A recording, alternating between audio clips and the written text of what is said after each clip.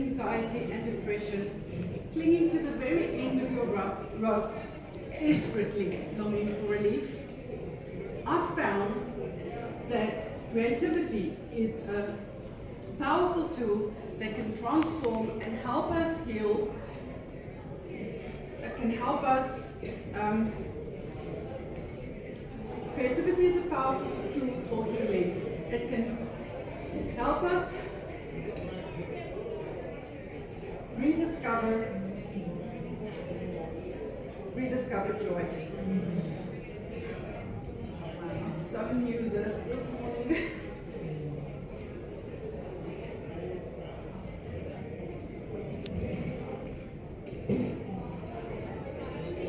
I've come to realize that creativity is a powerful tool for healing. It is it's a transformative force that can help us process pain and rediscover joy. Science confirms what I have experienced firsthand. Creativity nurtures emotional expression, it builds resilience, and it offers a therapeutic outlet, ultimately leading to better mental health and well-being. Systematic studies of 37 studies have shown that 80% of participants experience reduced stress levels, a significant boost in self-esteem, and a more positive self-image. There was a time when I found myself in a pit of deep despair. My life had been shaped by emotional neglect, displacement trauma, various miscarriages, as well as betrayals, rejection, and abandonment, the worst of which my brother's silence. 30 years of estrangement fueled by lies. Then a friend, by 2017, all the suppressed pain had become so unbearable that I wanted to die. But then a friend invited me to join her at a graphic design course. And our very first assignment to create a simple drawing was paralyzing for me because I had not picked up a pencil since I was shut down after being molested as a teenager. But something within me refused to give up, and I found a picture of our dog and gave it a go. To my astonishment, that picture resembled the photo, and that ignited. It was a very small victory, but it ignited something within me, the rediscovery of my creative identity.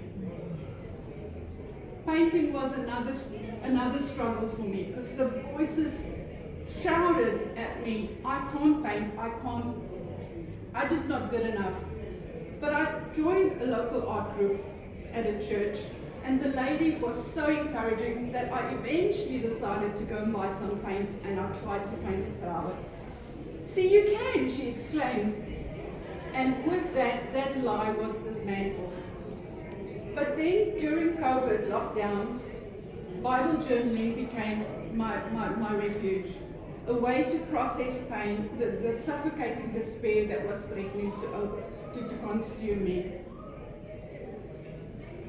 An email arrived about a trauma training webinar that was going to happen, and having longed to help people all of my life, I signed up, hoping to silence the feelings of inadequacy.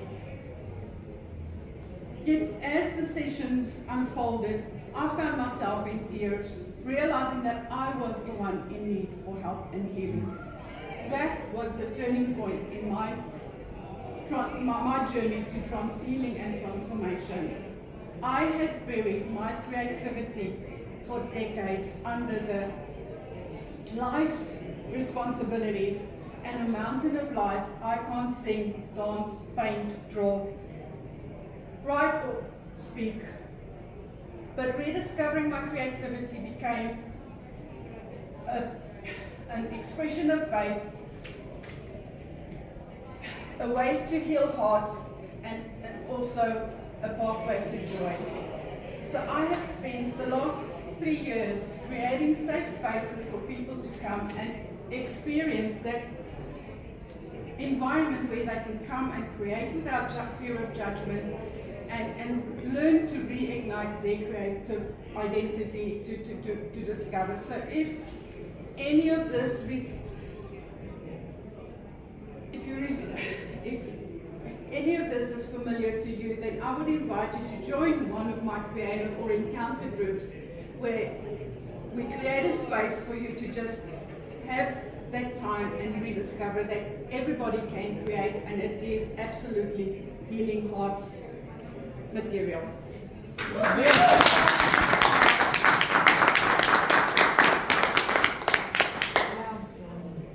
She's been the first one who stayed there and took in her applause. Yes. Yes? Nice. Well done. Too soon we go. Right? So we take our applause. Take our applause. We won't take it.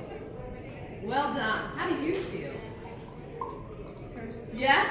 Because it is almost like you've taken up this tool of the stage and it's ignited something else. True. Yeah? Because that was a different person yesterday to today. Like, wow. Really, really, really well done. There is like, if you keep getting yourself up here and getting yourself up here, can you feel it? It's a little bit like when we draw, we can't, not that I can draw, I'm sorry. Maybe that's my belief though, my limiting belief. I've got to come to your classes. You can. Right? I'll show you can. My daughter is an incredible artist. But it's like, that's the muscle, because you'll just go more and more and more and more and more. So really, really well done. Now, the disruptive idea, I didn't hear it. Or it was in different versions of itself for me to then be still a bit confused. Is it reignite your creativity? Is it the healing hearts thing from yesterday? See how it was like, if our disruptive idea is very similar to words that we just use normally and phrasing, that's when we have to be even more particular about how we say it. For us to pick up that that's the thing. So if it just, that's the decision you need to make. What is that to make sure? Yeah, because I know right then you were just pushing through and pushing through and pushing through to then just get your words, which was really good because that's the breakthrough there. To now go, I know how to do this. I know how to do this. That was my turning point. Great line.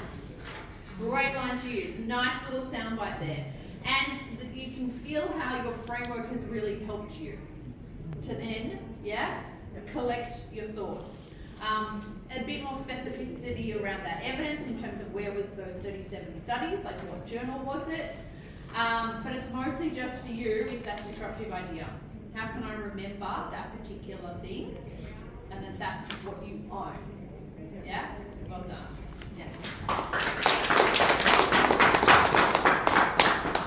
Right, good job. Much like everybody else, I can see when you're really comfortable because your gestures start to come out. And when you're not comfortable, we're all doing the same thing, we all kind of start to hide again and hold it here.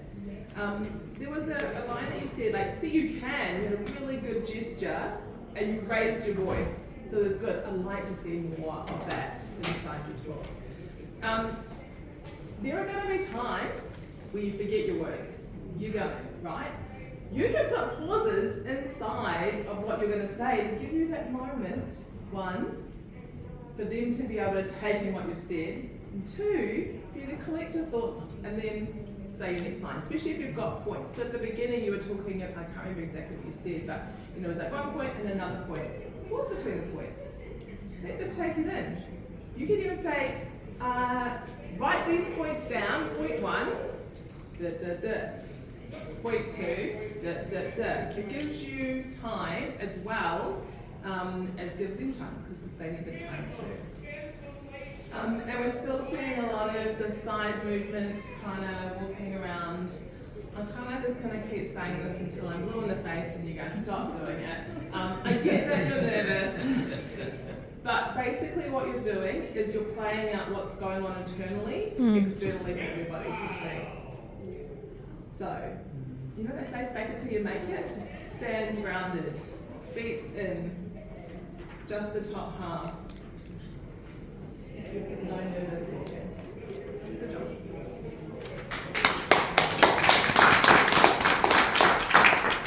Patricia, I can say with full authority, you are on the threshold of a breakthrough. Okay?